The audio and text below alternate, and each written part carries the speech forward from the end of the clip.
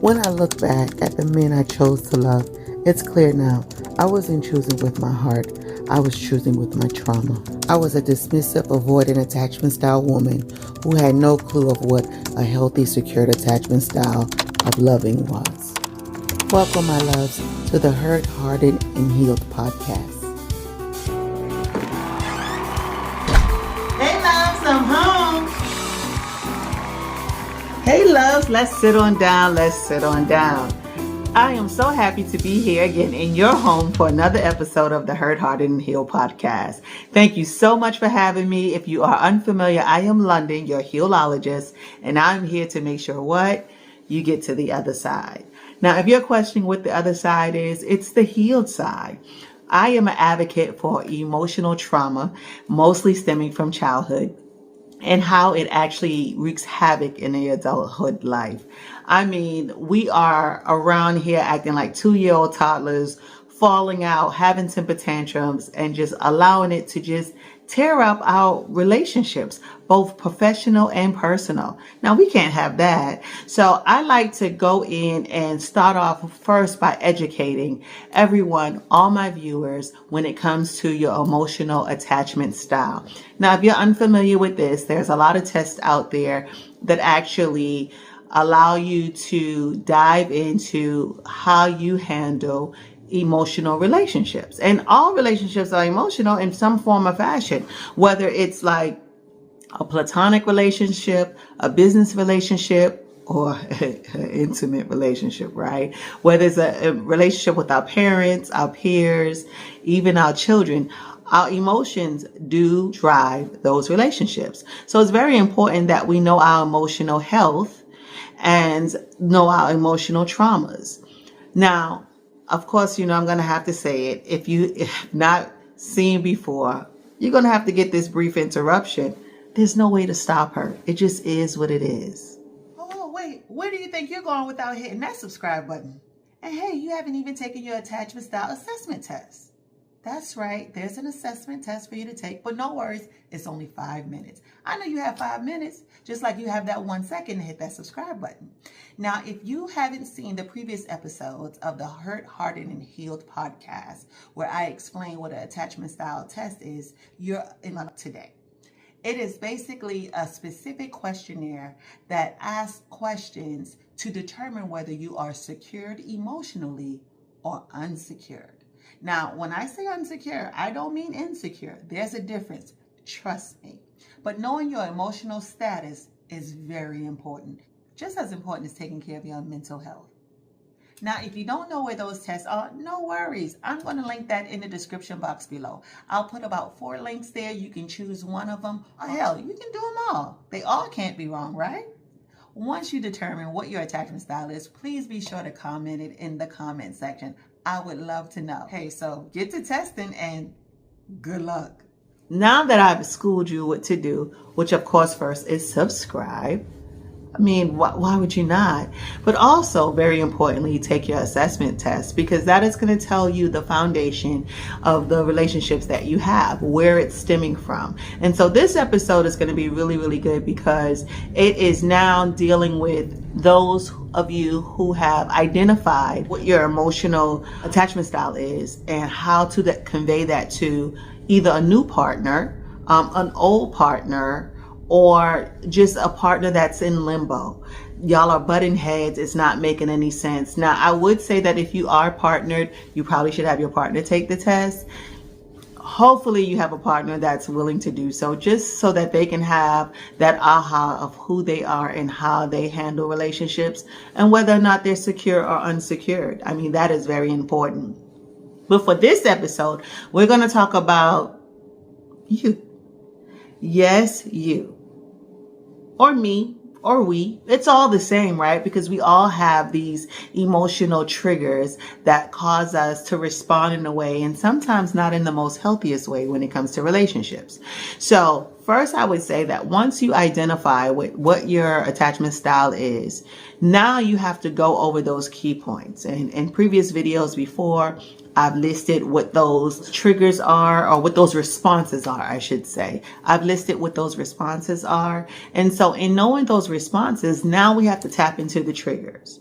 So if you're a fearful avoidant, an anxious style, or a dismissive like I was, we all have different types of triggers, and those triggers cause us to respond in an unhealthy way. Now, it's not intentionally unhealthy. It's a way that we think that we are protecting ourselves. So this is why we respond in that way. However, it is not that great for our partners, and we love our partners, don't we? So the best way to get on top of the relationship and fix it is to fix us, restore us.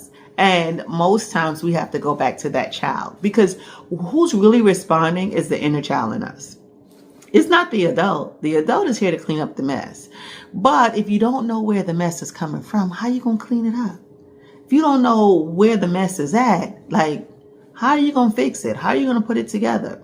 So that's why it's imperative that you take the test. But once you take the test and you find out your attachment style, that is going to determine how you respond now knowing. See, when you didn't know, I mean, it is what it is. You know, you just blindly, you out here like Stevie trying to get through life, trying to figure out these relationships and why they're crashing and burning. Why are you crashing out? Now you know. So let's break them down into the 3 different categories and address each of them separately as far as how you would convey to your partner.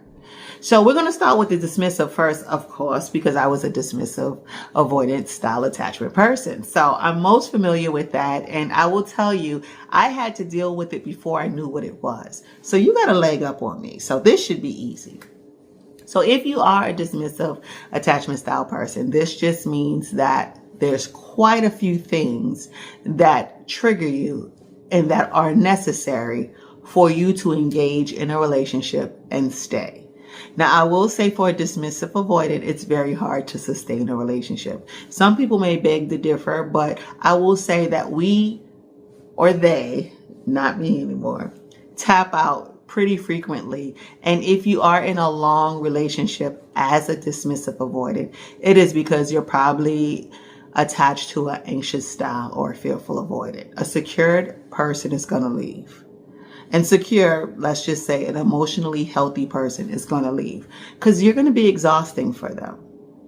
The back and forth, the on and off, the hot and cold, they're not going to be able to deal with it. So what I would suggest that once you identify with that is sitting your partner down and having a conversation. Something similar to, babe, we need to talk. Now, you know, if you're a guy hearing that, you absolutely hate it. But if you're a woman, you love it, because it's like, what's going on, babe? How can I help? What's the issue? So you sit down, you have that conversation. And I would say that you start off by saying, so I took this eval. And upon taking that eval, it listed certain characteristics that I identified with for myself. Did that light just go out?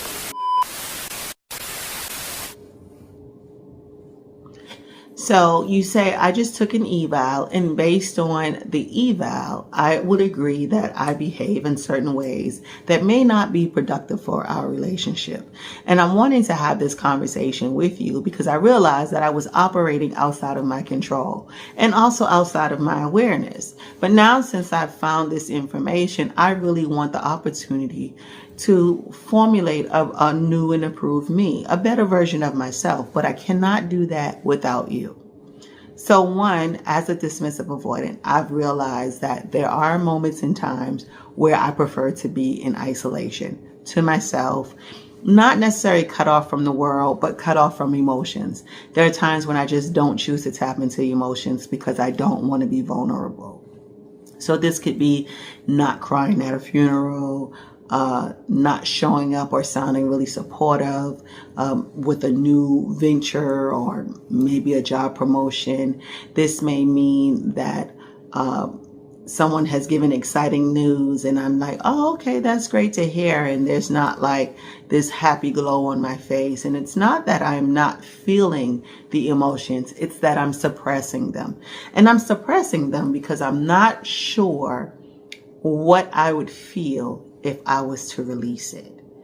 Because I don't use those emotions. I've put those emotions behind. Now, feel free to, give examples of childhood traumas, or you could just keep that to yourself and decide to discuss the moment that you're in now, which is in this relationship.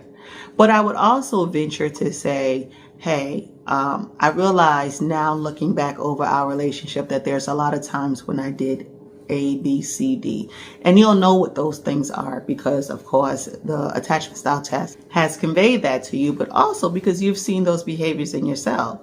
So I would say you definitely want to acknowledge it. You want to give some accountability, and you also want to thank them for their patience just in dealing with it, even though they probably didn't understand what was going on, because neither did you. But that you appreciate them and that you are now on a voyage to make things right, to be better as far as in how you emotionally handle the relationship. Now, here you could give examples like you remember the other day when I did XYZ and this, that, and the other. What I was really feeling was, and so I did that instead. Now, this is a time where I hate to say it, but you're going to have to put your big girl panties on, or girdle, or thong, or whatever it is that you wear. But you're really going to have to put it out there. This is a time where being vulnerable, which is your Achilles heel, like it's going to have to stand up and show up. You're going to have to be able to say, in that moment, I needed a hug. In that moment, I needed reassurance. In that moment, I needed space. In that moment, I was frustrated. Whatever that moment was giving, because you know what it was, you now have to put it into words. Because you already gave it action. You gave it action when you did it. But now you need to put that into words. So you need to express what happens, what things are done that make you want to isolate, why you don't like help, or not even don't like help, but won't receive help. Why, when help is offered, you turn it down, even though it's very apparent that you actually need that help. Why you don't think people are going to measure up. Why do you think people are going to fall short, or that you are, or that people are untrustworthy, that you can't trust them, that they won't follow through? Could it be a mother or a father that didn't? Was it a grandparent? Was it someone that you relied on that just wasn't there? You can explain, why do you self-soothe? Why do you fix things for yourself? And why do you always come to your own rescue? Why you don't ever allow the ball to be in someone else's court? The list goes on and on and on, but this is kind of how you start that conversation. You want to start off with examples of the poor behavior. Let's just call a spade, and your acknowledgement of it and how you would like to do better. But the key point here is to tell your partner how to help you do that. So you have to say things like, when I'm pushing you away, I really don't want you to leave. I just need space in that moment. When I shut down and I'm not saying anything, yes, I'm angry. Yes, I'm frustrated. I just don't want to be in a vulnerable space right at that moment to tell you what it is. Either maybe I don't want to cry, or I don't want you to know that hurt me. I don't want to seem sensitive. This is where that whole acting hard comes from. When people say, I just can't figure them out. They're just so hard. They're just so tough. This is that dismissive avoiding coming out and protecting their emotional feelings and creating emotional boundaries. But these boundaries can also keep the people that you love most out. And not everybody stays around. Now let's move on to anxious style attachment. Now, this conversation is a little bit different, just in that sometimes it blares a red flag, especially if you have this conversation at the beginning of a relationship, like when you're just introducing. You don't want to start off with like, hey, I'm super clingy, right?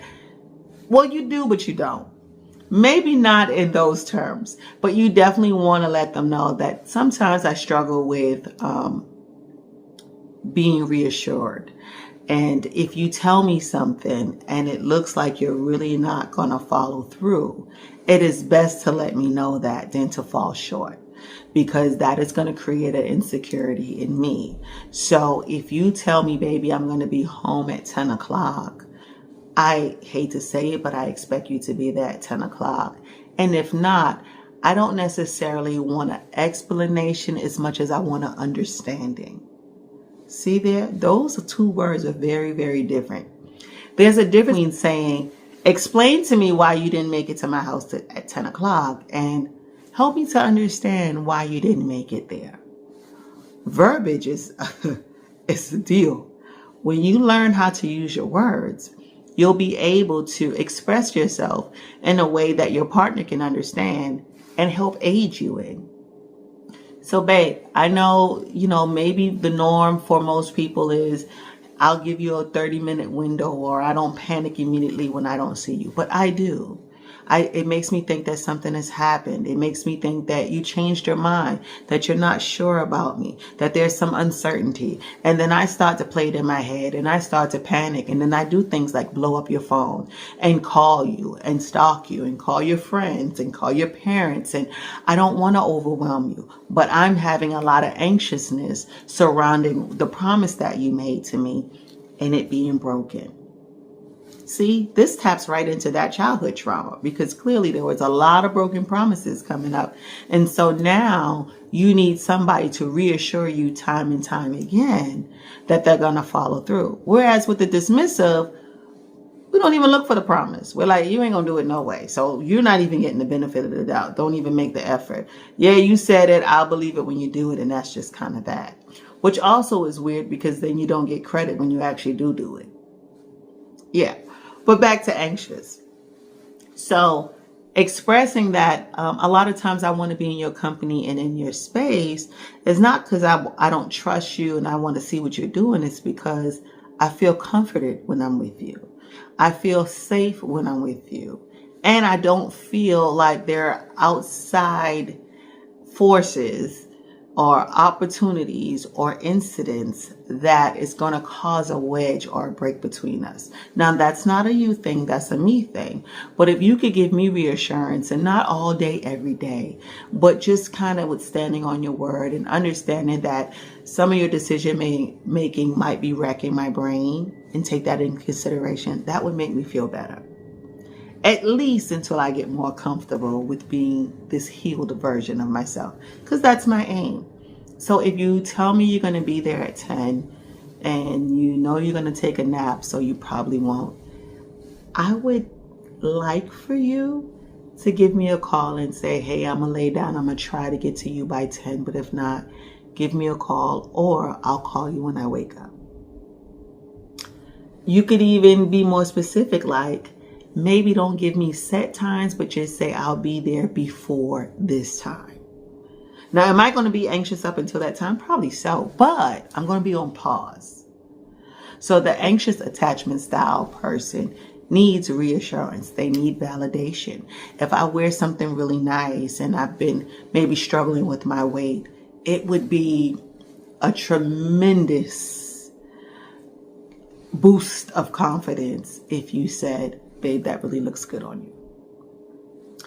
Now, could your partner just see that as, oh, you just want attention, you just want me to flatter you? Maybe so. But I think that if you sit and have a heart-to-heart and really express how much that means to you, how much that's needed, and how that takes your attention off receiving it from others, it's a game changer. And I know I use that word a lot, but a lot of things changes the game. When you give somebody the tools to not take advantage of you, but take heed, it's a win-win situation. And you're only going to give these tools to somebody who actually loves you. So if this is the onset of a new relationship, then you would just have to express, hey, I'm a stickler for you being a person of your word. If you tell me you're going to do something, I expect you to do it. because that really can kind of trigger me and rub me the wrong way. And I don't want that, right? Like outside of that, I'm a great person. I'm fun. I'm loving. I'm super energetic, or whatever your attributes are. You definitely want to express that. But you want to say, but these things aren't going to sit well with me. And if those are areas that you struggle with, this may not be a great fit. Now, granted, people are going to fake the funk for as long as they can, and you can't do anything about that. But I'm with Steve. At about 90 days, they're starting to wear out. So if they're faking, if they're sending their representative, their representative is getting ready to clock out. And you're about to get the real them. So you may have to pause yourself as well. That saying, oh, I just love hard. You have to not. I'm sorry. The cure to that is to not do that. You can't just love hard. You can't just love hard and love the wrong person and expect it to go easy peasy. It's just not going to. So part of the dilemma is knowing your weaknesses and not handing them over. So you have to figure out why loving someone is so immediate for you. This is going to be diving back into that childhood trauma and figuring that out, reparenting yourself and saying this wasn't a healthy way that I grew up, or a healthy understanding of love and life and people. And then you have to reschool yourself. You're going to have to get yourself together. I'm just saying. And then there's the fearful avoidant. You see how I made that little transition? Because, of course, we talked about the dismissive and we talked about the anxious, but we know the fearful avoidant is a combination of the two. So really, you could just take those two things together, put it together, and we're all done here. But, of course, I'm not going to leave you high and dry like that. Did you think I'd come over and do that? Absolutely not. I'm here. I'm comfortable. Aren't you? So let's tap into the fearful avoidant. So I was right in saying that it's going to be a combination of the two. So 1 minute, you loving them crazy. And the next minute you can't stand them and you want nothing to do with them. So, how would you break that down to a significant other? So let's start with if it's a new relationship. So if it's a new relationship, I almost want to tell you just don't date. Figure that thing out. But yeah, I probably would say that. But if it's a new relationship, then a lot of what you're going to be dealing with is going to be you. So honestly, I would say that you're going to have to take more of the weight of working on not doing those particular things. Because like with the dismissive or also with the anxious attachment style, it's a pretty consistent behavior. So it's easy to kind of instruct somebody how to move around it or how to see it when it comes. And I would say with all these attachment styles, you definitely want a partner who you're comfortable with calling you out on it. Because you're going to need that. You're going to need your partner to say, hey, you're doing that little thing. It's a no, we're not doing that. You got to be okay with that. Sometimes you got to get chastised. If you're acting like a child, you got to get treated like a child. I'm just saying.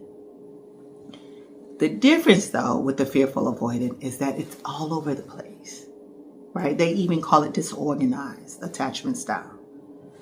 I don't really care to use that one. That one sounds sucky. It just sounds messy. It just sounds chaotic. And I'm sure it probably is. But it's kind of hard to tell somebody how to navigate around that, because 1 minute you could be here and the next minute you could be here. 1 minute you can be here and the next minute you could be here. So I would say lean more so to the vulnerability, because you do have the flexibility to do that. So rather than probably ask them to adjust to the dismissive side of you, I would say for them to adjust more to the anxious style of you. Reason being is because usually the dismissive side tends to come up after the anxious side, right? So this is after the phone calling, the texting, the anxiety of it. And then it's you know what, I'm just done. So if they can get to the anxious side before you get to the dismissive side, there might be a chance here. There might really, really be a chance here. But again, you have to aid your partners and people you care about in what that looks like and what you need. And you have to be specific. If it's a new person, maybe not as detailed, I would say probably let the behavior happen first and then give the correction. So not to tell them beforehand, because a lot of times people need the examples. So when you're specifically dismissive or specifically anxious, then you know exactly what those examples are and you can give them. But when you're being triggered one way versus the other way, you kind of have to let it happen and then say, hey, so the other day when this happened, this made me feel away. And when you do things like that, this is the way that I respond to it. Now, if this is a relationship that is older, more mature, and y'all have been going through this for quite some time, you have examples to give, and you can express, first of all, that you identify with it. You've taken this eval, and you now identify with some unhealthy, toxic behaviors that you have, and you want to change those, but you need their help to do so. And so it's okay to ask a person to not do certain things that make you uncomfortable or make you respond inappropriately or unhealthily. And not for forever, because, people are going to be who they are and they're going to do the things that they do. But because you're trying to grow and get to another level, you need them to say, listen, this is something, it's a me thing. I need to work on this. But until I get there, can you let up on this? Can you not do this as much? Or can you do this instead of that? Somebody who loves you is going to take into consideration of that. And I also want you to know that if your partner has done the assessment test and they are the polar opposite of you, you have to factor in their characteristics as well as your own. Because you could be triggering and kicking up some stuff on their end, and then y'all are like, so that's why it would be super important for them to take the test as well. Because if they're secured, then they don't have as much work to do, if any, as you do. But if they are unsecured, just as you, they need to be doing their work and you need to be doing yours. Like, it's a team effort. It is a team effort. I can't say whether it's easier if you're polar opposites or if you're the same. But what I will say is that knowing is more than half the battle. It literally can win the war. But first you gotta know. So, guess what? You know it's about that time. It is. Didn't that time come by so fast? Oh my gosh. So tell me which one you are in the comment section. You gotta tell me. I gotta know. Tell me some of the things that you do. Just one or two little things. And what you have put in place to do differently. Tell me if you've spoken to your partner, if you have given your partner some little snippets of how they could help you be a better person. Because if your person is your person, you don't want to mess that up. Now, if you're with the wrong person, go ahead and get them on out of here. Don't even worry yourself. I mean, you can still, sharpen your tools on them, but you can digress a little bit. But if your person is your person, then you need to be working on you. You need to go back and get that baby. Go get that inner child in you and raise him or her the way she should have been raised or he should have been raised. And no shade to parents, because we are parents. And, we got some little jacked up ways about ourselves, and we probably created some little jacked up monsters as well. But it is never too late. It is never too late. Breaking a generational curse first, ideally, is what we're trying to do. That just means that nobody before you could do it and you here to handle it. Handle your business, boo. You got this. You got this. And as long as the Hurt, Hardened, and Healed podcast is here with you, we got this together. I got your back. So I'm not going to be much longer. I mean, hey, it's fall weather. The weather's changing up. It's getting a little cooler. It's going to be getting a little dark soon. So I'm not trying to be at your house all night. You know what I'm saying? I'm getting ready to go home. At least until next week. It's going to be same time, same day. And you know what I'm going to say. Until next time. because I hear my ride calling. Bye, loves. Now, if you enjoyed this episode of the Hardened Healed Podcast, go ahead and subscribe, share with a friend, and turn on your notification button so that you don't miss an episode.